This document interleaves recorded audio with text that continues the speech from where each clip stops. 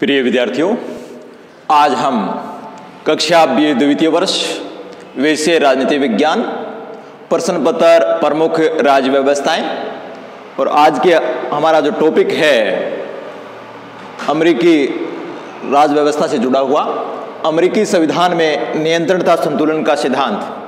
पिछली कक्षा में हमने अमेरिका के संविधान और राजनीतिक व्यवस्था के संदर्भ में शक्ति पृथक्करण सिद्धांत पर चर्चा की थी। आज हम उसी के एक पूरक और सहायक सिद्धांत नियंत्रण और संतुलन के सिद्धांत पर चर्चा करने जा रहे हैं। तो हमने देखा था कि सरकार के 3 अंग होते हैं, व्यवस्थापिका, कार्यपालिका और न्यायपालिका। शक्ति पृथक्करण सिद्धांत ये कहता है कि ये तीनों शक्तियां व्यवस्थापन संबंधी, कानून क्रियान्वयन संबंधी और न्याय निर्णय संबंधी किसी एक व्यक्ति या एक संस्था के पास नहीं होनी चाहिए, अलग अलग व्यक्तियों या अलग अलग संस्थाओं के पास होनी चाहिए। ये तो शक्ति पृथक्करण सिद्धांत था।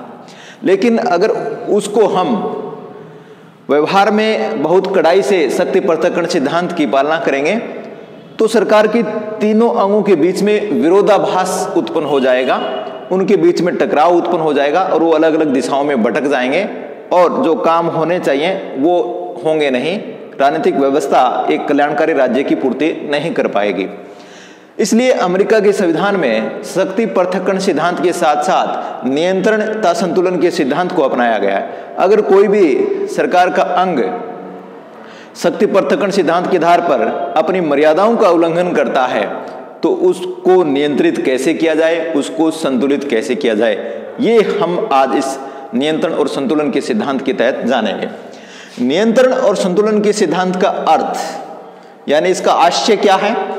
शासन के विविध अंग यानी सरकार के विभिन्न अंग व्यवस्थापिका, कार्यपालिका, न्यायपालिका एक दूसरे की शक्तियों को इस प्रकार नियंत्रित करें कि शक्तियों का संतुलन स्थापित हो और सरकार का कोई भी अंग अपनी शक्तियों का दुरुपयोग न कर सके।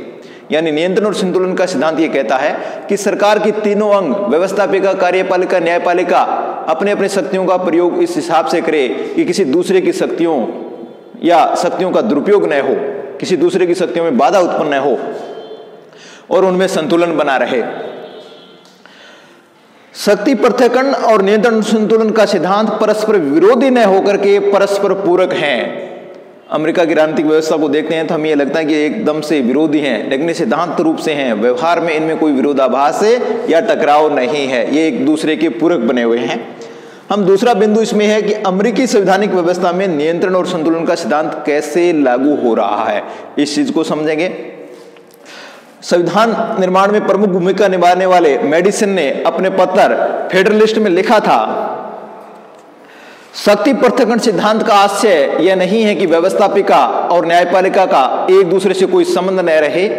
उन्होंने आगे लिखा कि जब तक ये दोनों अंग एक दूसरे से संबद्ध नहीं किए जाएंगे और इस तरह से मिलान नहीं दिए जाएंगे कि एक का नियंत्रण दूसरे पर स्थापित हो जाए, तब तक स्वतंत्र सरकार की स्थापना कदापि नहीं हो सकती। हमें यह देखना है कि शक्ति पृथक्करण और नियंत्रण संतुलन सिद्धांत परस्पर पूरक करें। दोनों को अपनाने का उद्देश्य यह था कि नागरिकों की स्वतंत्रता सुरक्षित रहे, उनमें किसी भी प्रकार की बाधा उत्पन्न न हो और सरकार की निरंकुशता पर नियंत्रण बना रहे। इसीलिए मेडिसन ने अपने पत्र फेडरलिस्ट में लिखा है कि हमें इस प्रकार की व्यवस्था करनी है कि ये एक दूसरे पर नियंत्रण भी करें और संतुलन बना रहे। अलेक्जेंडर हैमिल्टन ने कहा है, शक्ति की प्रतिद्वंदी शक्ति का निर्माण करने के लिए नियंत्रण और संतुलन के सिद्धांत को अपनाया गया है। यानी हमने शक्ति पृथक्करण कर दिया, व्यवस्थापन संबंधी कांग्रेस को, कार्यपालिका संबंधी राष्ट्रपति को और न्याय निर्णय संबंधी सर्वोच्च न्यायालय और उसके अधीनस्थ न्यायालयों को सौंप दी गई है। उनको शक्ति बना दिया गया, लेकिन उनकी शक्ति का दुरुपयोग न हो, निरंकुश न हो जाए, इसलिए प्रतिद्वंदी शक्ति के रूप में नियंत्रण और संतुलन के सिद्धांत को अपनाया गया है। बोयल ने कहा है, नियंत्रण और संतुलन की व्यवस्था सोच समझकर की गई है जिससे शासन या सरकार की कोई शाखा पागलपन न कर बैठे। यानी नियंत्रण और संतुलन के सिद्धांत है वो अमेरिका के संविधान निर्माताओं ने सोच समझकर अपनाया है। अगर सरकार की कोई शाखा या सरकार का कोई अंग व्यवस्थापिका या कार्यपालिका या न्यायपालिका अपनी शक्तियों का दुरुपयोग न करने लग जाए उसको रोकने के लिए नियंत्रण और संतुलन के सिद्धांत की व्यवस्था की गई है। अगर हम अमेरिका की राजनीतिक व्यवस्था को देखें तो हमें इस नियंत्रण और संतुलन के सिद्धांत की 5 प्रमुख झलकियां मिलती हैं।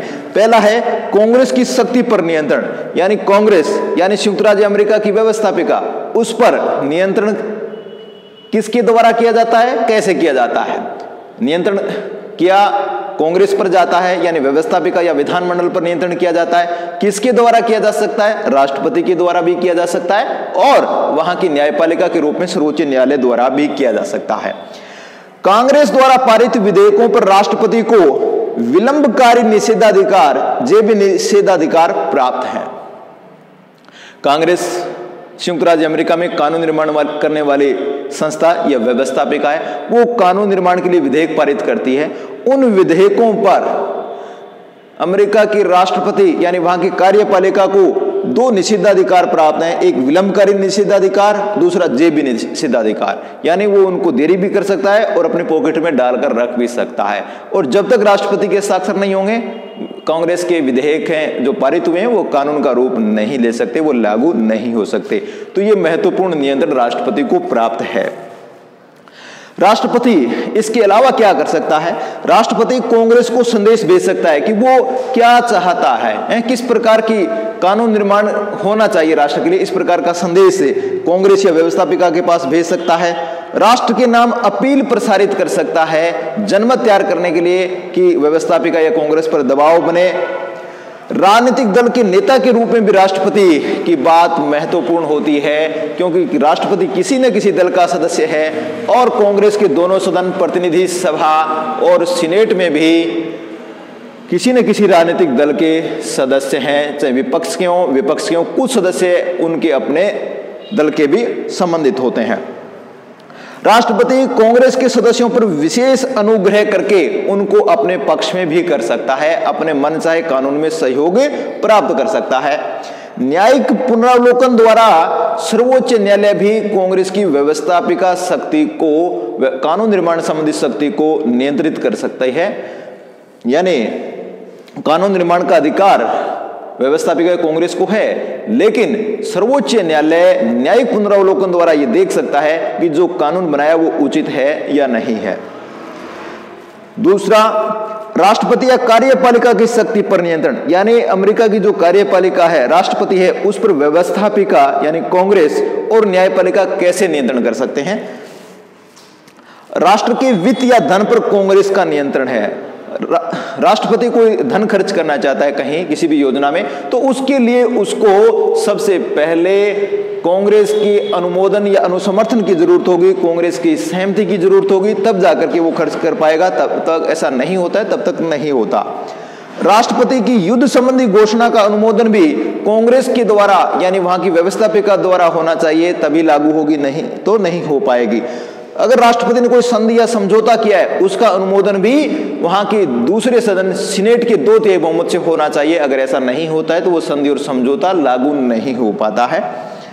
राष्ट्रपति की नियुक्तियों का अनुमोदन सीनेट द्वारा किया जाना जरूरी है और कांग्रेस के पास सबसे बड़े हथियार के रूप में महाभियोग की कार्रवाई है, उसके द्वारा वह राष्ट्रपति को महाभियोग की कार्रवाई के द्वारा समय से पहले हटा सकती है।